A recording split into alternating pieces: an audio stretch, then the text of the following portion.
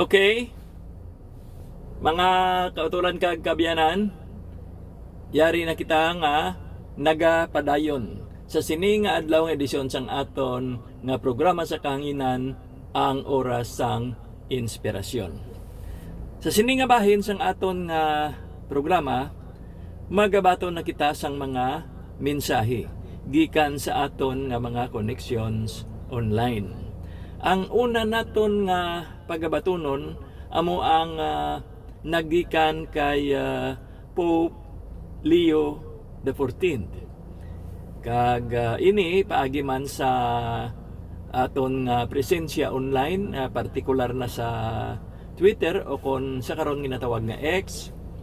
Sa diin mayar kita nga account nga amo ang NRC is inspirational. Kag ang isa sa mga ginasunod naton nga mga accounts among iyan ni Pope Leo nga amo ang Pontifex. Kag siling sang aton balaan nga may siya nagapanawagan sa mga bag-o nga mga obispo nga mangin tagtukod sang mga tulay. Kay suno sa aton Santo Papa, ang pag-ululutod nagakahulugan sang lantaw naton sa nawong sang Dios paagi sa aton nga isig kapareho. Amen. Okay, no? Ang masunod pa gid diri ang nagikan sa mga sumulunod ni Pope Francis, ang aton nagligad nga Santo Papa. Kag ang mensahe diri aton nga basahon, ang pagtulunan isa sang pinaka epektibo nga pamaagi agud nga mangin makatawo ang aton nga kalibutan kag kasaysayan. Kag ini napertenesar sa gugma kag sa responsibilidad nga ginapanubli sang isa ka henerasyon gikan sa nagligad pa nga henerasyon. Okay, ang masunod ang nagikan sa mga sumulunod ni Pope Benedict XVI nga aton Santo Pope Emeritus. Kag ang mensahe nagasiling, ang gugma amo ang kapawa. Ang nagaisahanon nga kapawa nga sarang makapasanag sang kalibutan nga nagdulom. Kag ini makahatag sa aton sang kaisog agud nga magpadayon kita sa pagpangabuhi kag pagpanrabaho. Kay ang gugma posible gid kag kita sarang makapatigayon sini kay kita gintuga suno sa imahen sang Dios.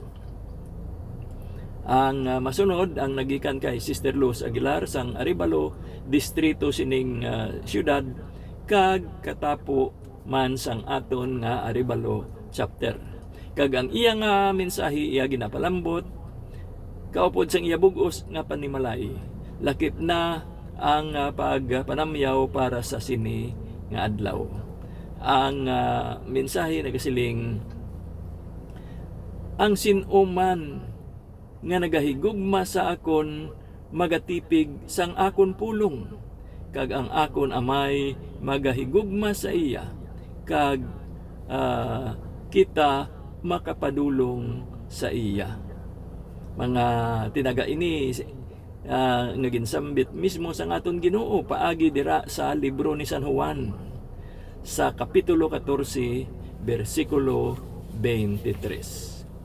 Okay, no? Dugang pagid nga mga mensahe gikan sa aton nga mga kaabyanan online. Ang masunod nagasiling, ang Ginoo amo ang akon kusog kag kabakod, siya nangin kaluwasan nakon. Masunod pagid, ang pagtuo magadulong sa imo palapit kay Jesus, kag magagiya sa imo padulong sa palaabuton nga walay kahadlok. Okay, no? Nagikan yan to kay BL. Ang una, ang nagikan kay CS. Ang masunod pagid, magtipon ka sang manggad para sa imo kaugalingon didto sa langit. Kay didto wala sing sapat-sapat nga makakaon sini, kag wala man sang tuktok nga makadunot sini. Nagikan sa abyan naton nga si Tam. Kag ang masunod diri nagasiling, ang gugma sang Dios katulad sang tubig para sa ginauhaw nga tawo. Mag-inom ka sing madamo. Okay, no? Gikan kay C. Kag ang ulihid diri sa nagikan sa aton kabayanan online, ang mga ginasunod naton sa Twitter nga ang ilang account natuhoy sa mga pagsunod sa mga balasahon na yara sa aton balaan nga kasulatan.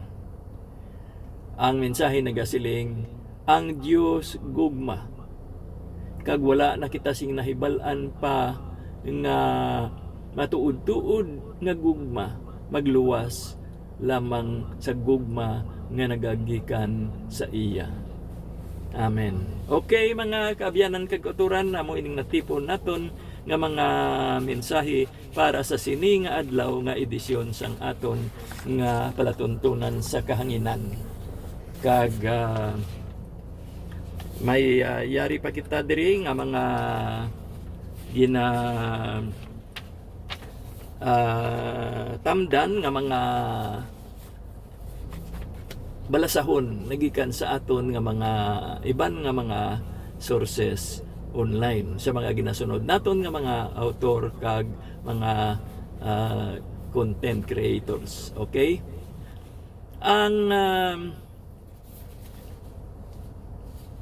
mensahe diri ang ukon ang pahayag diri nagasiling nga ang tagsa kabulan may yara nga tradisyonal nga debosyon para sa aton nga mga Katoliko. Kag sa sini nga tuig kita magapokus sa pagpaumwad sang aton nga mga tradisyon kag pagtuo suno sa tagsa kabulan sang tuig. Gani nga mangin tuhoy kita sa aton nga palangamuyoon sa matag adlaw nga dumdumon gid naton kung ano ang ginadidikar naton sa tagsa kabulan. Ang aton nga pagpangamuyo sarang gid naton ini maangot sa aton nga debosyon o kun ayhan mangin personal man ini para sa aton. Kag sa aton nga pagpangamuyo paagi sa debosyon sang aton nga mahal nga Eloy Birhen Maria kag sa iyang putli nga kasing-kasing naggalantaw kita sang mga simbolo sang iya nga kasing-kasing nga may mga imahin dira nga ang isa dira amo ang espada nga nagarepresentar sang iya nga mga kasulubon o kon kasakit. Kay ang kasubo na wala sa payan sang sina nga kasubo napunan sang gugma kag ang mga kasulubon nga makita naton sa aton mahal nga Eloy yara man ina ginapakigambitan sang tanan-tanan sa kalibutan. Kag dumdumon naton nga ini nga mga kasulubon o kan kasakit hindi ini mga trahedya kundi nga bisan pa mabudlay nga mga pagpaningwa apang sa pagkahanabo sini nga sa diin na hanabo man ini sa kabuhi sang aton nga mahal nga Eloy may yara gihapon nga pagbangon sa pihak sang mga kasakit.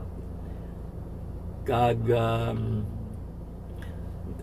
dumdumon naton nga ang aton Ginoo ginlansang sa krus namatay kag gilubong apang siya nabanhaw.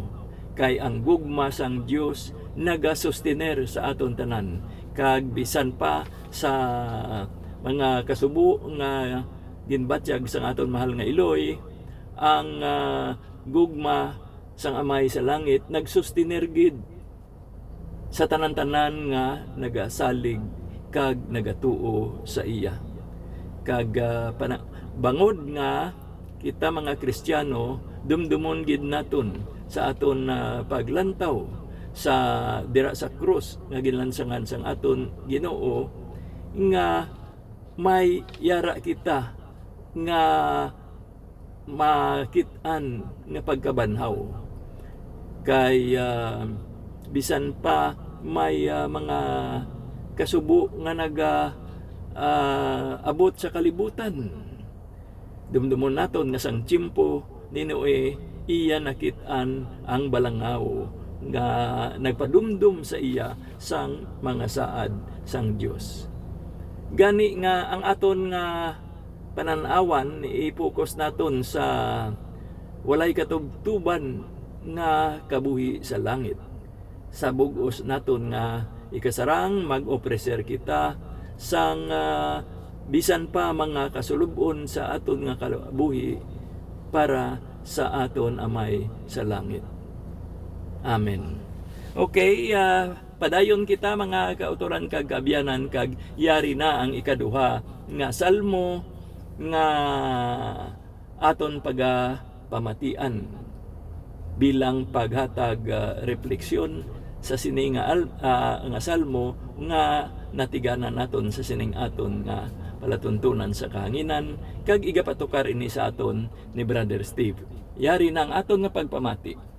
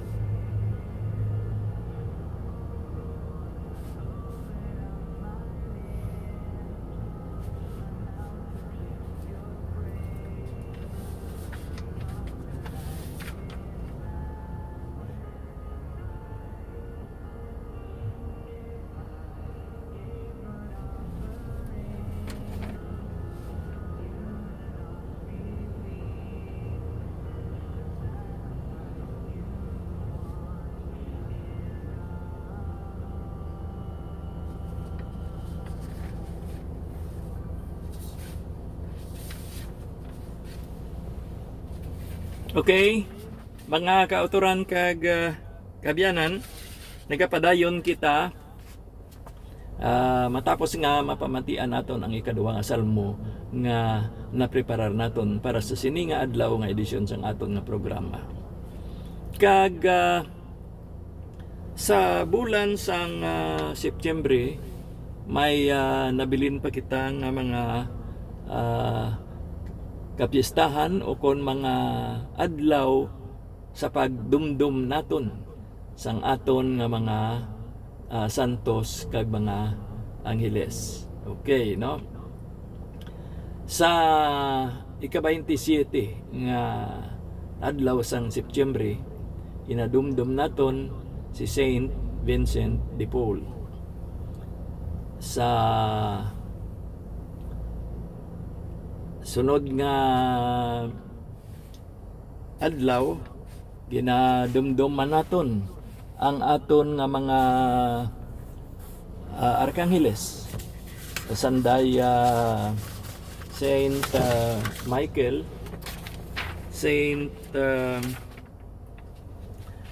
Raphael kag Saint Gabriel sa ika-29 ina sang sininga bulan. Kag ang katapusan nga adlaw kinadumdum naton si Saint Jerome. Okay, no? Diri kay Saint Vincent de Paul, ang aton nga pag estudyar sang iya nga kabuhi na tulod sa aton sa pag-discovery nga siya nabunag sa pungsod Pransya. Didto man siya ginordinan bilang isa ka pari sang tuig 1600. Kag nakalabot siya sa Afrika kag nakabalik man siya sa Pransya. Kag nangin isa siya ka kura paroko. Kag nangin spiritual directors ang mga madre, no? Nga katapos sang bisitasyon. May mga ginpundar siya nga mga kongregasyon kag mga nagbulig siya sa pagtatap sang mga nagakinahanglan, sang mga nagamasakit kag sang mga magagmay nga kabataan. Okay, kag siya na proklamar man bilang isa ka special nga patron sang mga charitable institution. Si Saint Vincent de Paul isa ka apostol sang karidad. Kag siya nangin mabinuligon sa mga imol kag pigado. Kag ang iyang moto amo ang Dios nakakita sa imo. Kag siling paniya, higugmaon naton ang Dios sa bilis sang aton nga mga kamot kag sa balhas sang aton nga nawong. Okay, no? Magapadayon kita mga kauturan kag kaabyanan, kag may yari diri nga gin forward man sa aton nga bahin sa aton nga pag basa sang aton nga mga Biblia. Kay diri sa mga pagbasahon naton aton nga makit-an kung ano bala ang ginahambal sang Dios bahin sa aton. Kag ini amo ang naga hatag sang description sa aton nga kaugalingon kung ano bala kita sa marialisar naton. Okay, no? Ang una diri amo ang Salmo 45, versikulo 11. Nagasiling, ikaw matahom. Ikaduha, ang mabasahan naton sa libro ni Daniel sa Kapitulo 12, versikulo 3. Nagasiling, ikaw takos higugmaon. Ikatatlo, ang yara sa libro ni Jeremias sa Kapitulo 31, versikulo 3. Nagasiling, ikaw ang hinigugma. Ikaapat, ang yara sa libro ni San Juan sa Kapitulo 15, versikulo 16. Nagasiling, ikaw ang pinili. Ikalima, ang sa libro sang Efeso sa Kapitulo 2, versikulo 10. Ikaw espesyal. Ikaanom, ang sa libro sang Henesis, Kapitulo 1, versikulo 27, nga nagasiling, ikaw gintuga suno sa imahen sang Dios. Ikapito, ang mabasahan naton dira sa Efeso, Kapitulo 3, versikulo 17 hasta 19. Ikaw ang ginatatak. Ikawalo, ang yara sa Salmo 68, versikulo 35. Na nagasiling, ikaw mapag-on. Ikasyam, ang yara sa nahauna nga Korinto, Kapitulo 6, versikulo 20. Nagasiling, ikaw malahalon. Ang masunod, kanapulo, ang yara sa Salmo 121, versikulo 3. Na nagasiling, ikaw ang ginaproteksyonan. Ika-11, ang yara sa Salmo 139, versikulo 13, ikaw pinasahi. Ika-12, dira sa naunang libro ni Pedro, Kapitulo 2, versikulo 9. Ikaw importante. Ika-13, ang yara sa Salmo 103, versikulo 12, nagasiling, ikaw ang ginpatawad. Ika-14, ang yara sa libro ni Jeremias 29, Kapitulo 11, nagasiling, ikaw gintuga para sa isa ka tinutuyo. Kagang katapusan diri amo ang sa Kapitulo 15, ang yara sa Pilipos, Kapitulo 4, versikulo 13, nagasiling, ikaw ginhatagan sang gahom. Okay, no? Mga kautoran kag kaabayanan, 15 yadto tanan.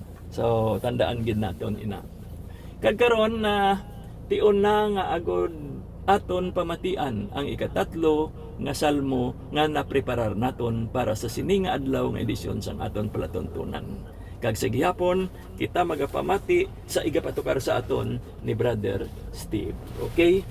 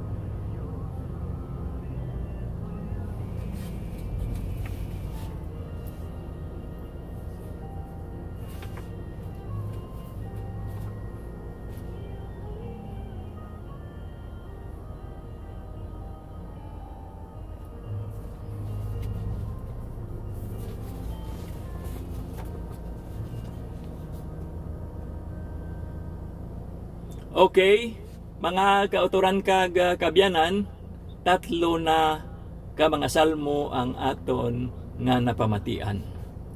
Ang una amo ang Salmo 146. Amo ini ang pagpamatian naton, ang bahon para sa masunod nga adlaw sang Domingo.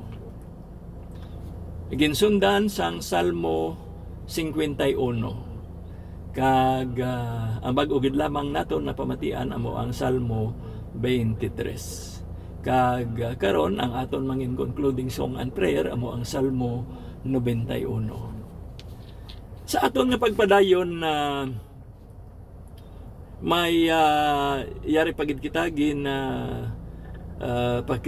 ambitan nga mensahe nga igapalayag naton ang bahin sa pasensya. Okay, no? Pagka mapinasensyahon. Kay mabasahan naton dira sa libro ni San Lucas sa kapitulo 21 bersikulo 19 ang dinalan nga nagasiling paagi sa imo nga pasensya imo masalbar ang imo nga kalag. Okay, gani magpangita kita sang mga pamaagi agod nga mabuligan kita sa pagkultibar sang aton nga pasensya. Okay, no? Kay kita tanan magpaninguha gid nga mahimo naton ini. Kag aton dumdumon ang pag-insister ni San Ignacio de Loyola nga magpangayo kita sang grasya sang Dios agod nga kita mangin mapasensyahon. Kag kita paagi sa bulig sang grasya sang Dios makaagom sang labing importante nga kinahanglanon sang bertud sang pasensya.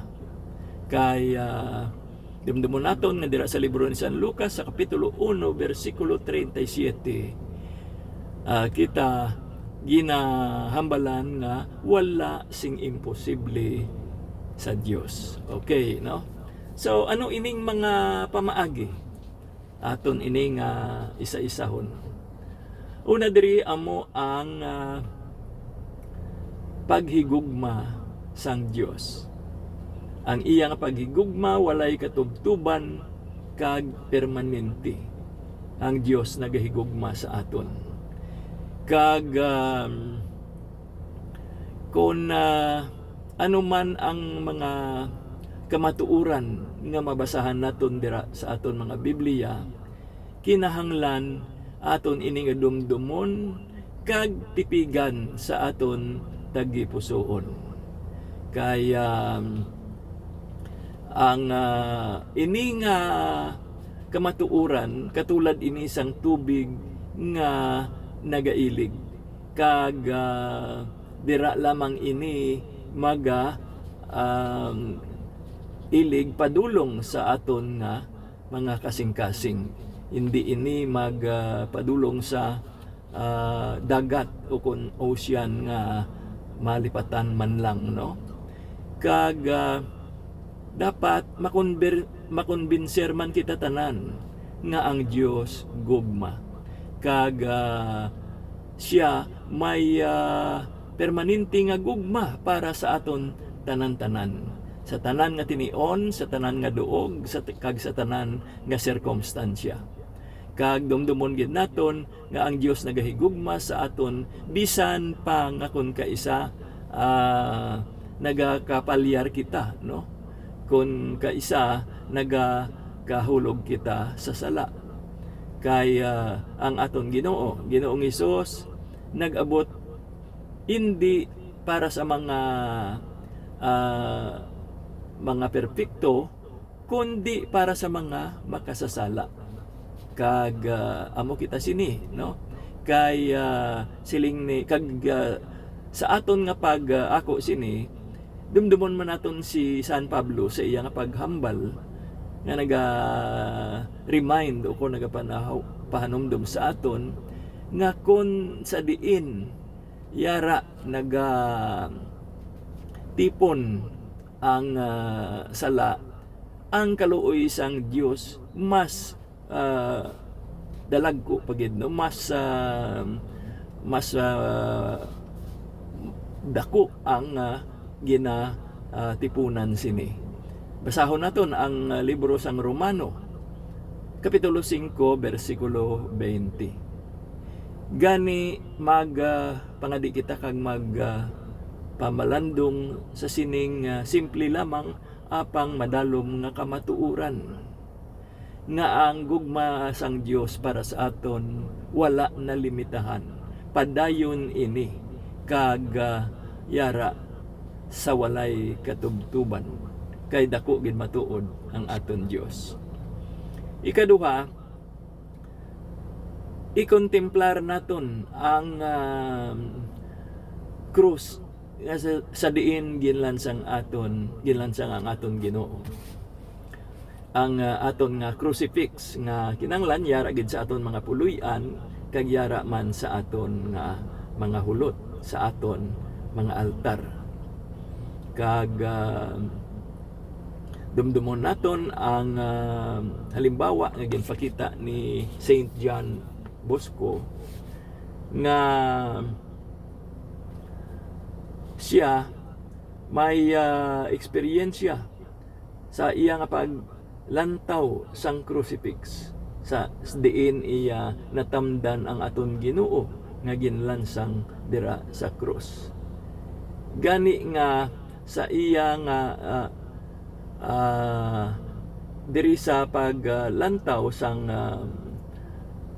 iya mahal nga iloy, no, ni Saint John Bosco, nga tanibayaan niya si Saint John sang magamay pa, siya nagbalik gid kay iya narealisar kung paano ginahigugma sang aton Ginoo ang mga kabataan.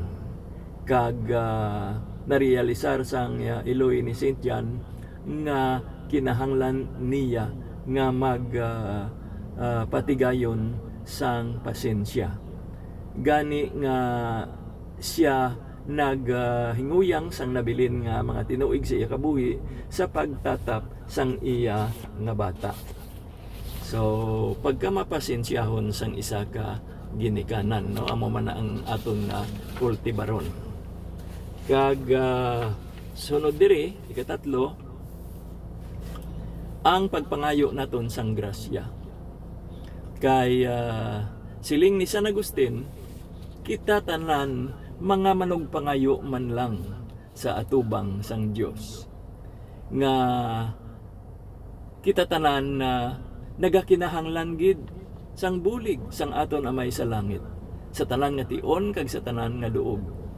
Kay kita tanan mga mahuyang, kag bangod sa aton kahinaan dumdumon naton nga ang Dios mabaskog.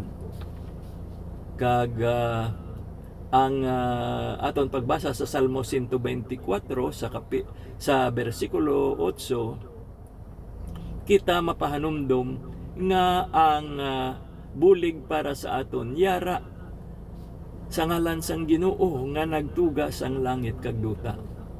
Kag dumdumon man naton si San Pablo sa iyang paghambal, kun sa diin ako mahina, dira ako mabakod. Basahon naton ina si kaduha nga Korinto sa kapitulo 12 bersikulo 10. Kag si San Pablo man ginahambalan sang Ginoo nga sa diin dira sa ikaduha nga Korinto sa sa kapitulo 12 bersikulo 9, mabasahan naton ang dinalan nga nagasiling, ang akon grasya sufisyente na. Gani nga kun kita nagapangayo sa Ginoo sang grasya nga kita mangin mapasensyahon, magabulig gid siya sa aton, magakarisya agud nga buligan kita, kay siya nagapamati sa aton kag siya nagaresponder, kag kinanglan lamang naton ang mangin mapainubuson kag mangin mapinadayonon. Okay, ikaapat, ang pagsunod naton sa naagyan sang Ginoo sa iya nga pagpasan sang krus. Kag may isa ka naghatag testimonya nga siling niya kun yara siya sa kahimtangan sang desolasyon o kun isa ka sitwasyon ini nga ang palibot daw madulom kag walay paglaom, ang pagsunod sang naagyan sang aton Ginoo paagi sa mga istasyon sang iya nga cross makapadula sini nga kahimtangan. Kag kung may kabug-atan ikaw nga ginapas-an na maglakat-lakat ikaw bisan mahinay lamang sa sinang dalan sang krus nga upod ang Ginoo nga magabag-o sang imo kusog kag kabakod. Kag dumduman naton ang pagpangamuyo ni Saint Francis of Assisi nga siling niya, "We adore you, O Christ, and we praise you, because by your holy cross you have redeemed the world." So dumdumon gid naton nga paagi sa cross nga ginpas-an sang aton Ginoo nasalbar ang kalibutan. Ikalima, ang aton nga pagpakigsugilanon sa aton Ginoo kay Ginoong Hesus sa iya mahal nga Eloy, Virgin Maria kag sa kay Saint Joseph. Kay kita dapat nga mangin tampad kag bisan pa nga mabudlay ang sitwasyon sang aton nga pagpangabuhi nga daw may mga imposible kita nga mga butang nga ginalantaw, apang sarang kita gihapon makapungko kag makaatubang sa aton Ginoo. Kag imbitaron man naton si Saint Joseph kag aton mahal nga Eloy, Saint Mary, nga opdan nila kita sa pagbukas sang aton nga tigipusoon sa ila nga mga mahirop naton nga abyan, labing mahirop naton nga abyan, sanday Jesus, Maria kag San Jose. Okay, no? Kag dumdumon man naton nga mangin katulad kita sang mga modelo sang kabataan nga sila may pag-ekspresar sang pinakamadalom nga mga paghingyo sa ila nga tagipusoon. Dumdumon naton si Marcelino, no? Paagi sa pelikula nga madugay na ini nagwa nga bersyon sang sini, no? 1955 pa.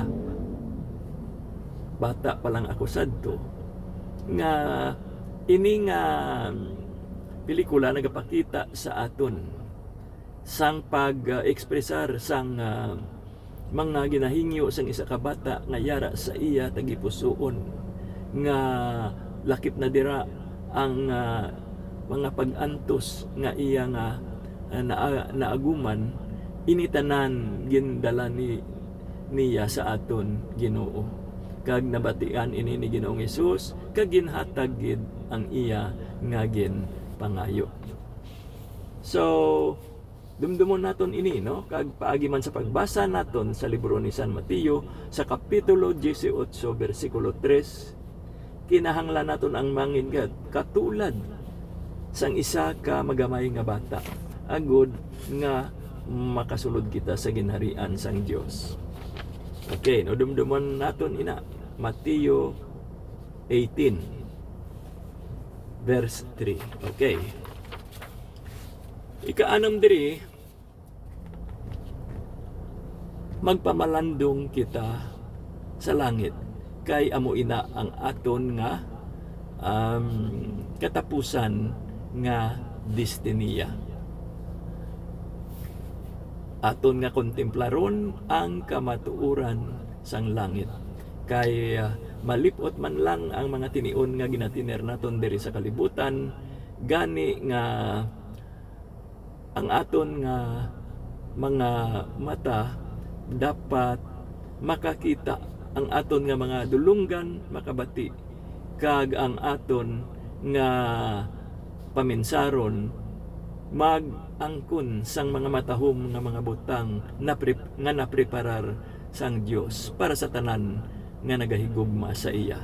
Yara ina sa nauna nga Korinto kapitulo 2 bersikulo 9. Ang ikapito amo ang aton nga mga ginahalad. Hindi kita magmangin na mausikon, no? Kinahanglan naton ang maghatag sang dulot nga nabase sa konsepto kag bertud sang pagkamapasensyahon kay madamo ang hindi maayo nga butang nga ayara duna sa kalibutan. Apang kung kita mapasensyahon, kita wala sa payan sang kasakit, nagapasan sang aton nga cross, kita makaangkon sang isa ka panan-awan o kon perspektibo nga pamag-an sang mga ginapasan naton nga cross sa aton kabuhi. Kag ang ikawalo diri amo nga ang mga espiritualidad sa aton kabuhi kinahanglan na aton nga ipakig-ambit, no? Hindi naton pagtaguon lamang kay kita yara sa pagpanakayon nga ginalantaw naton ang abutan naton sa aton nga ginatawag nga spiritual journey. Gani nga kinahanglan naton nga sa pagpanakayon dala naton ang pagkamapainubuson, ang pagkamasinaligon, kag ang pagkamatinuohon.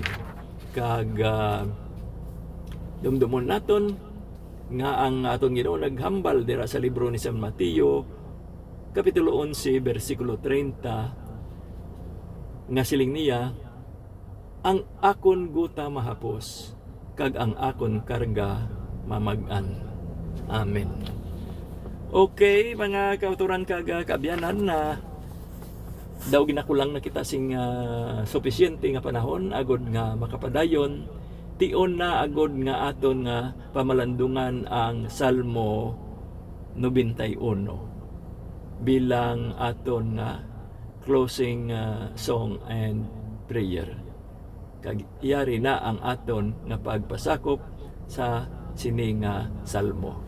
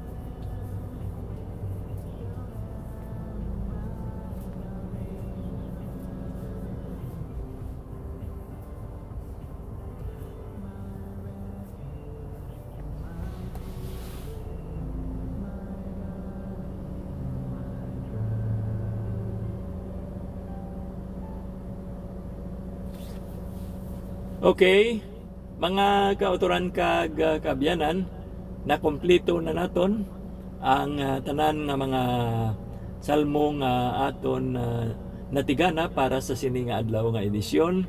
Kag kay wala na kita sing panahon pa agod nga makapadayon,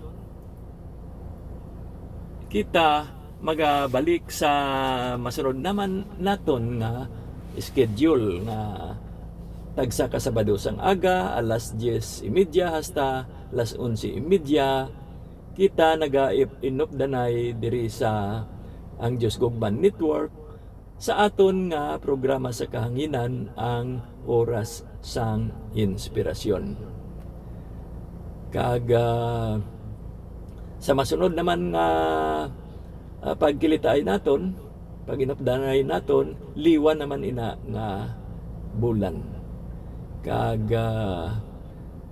liwan naman nga mga topiko ang aton nga pagatalakayon. So tutok lang kita diri sa aton nga paborito nga waragwagan, ang DYDA 10:53 sa lilisuan sang inyo mga radyo. Nagpamati kamo sa aton nga programa sa kahanginan, ang Oras sang Inspirasyon. Ini si brother ninyo Nar Madera Aguilar nga nagasiling, may God bless us all.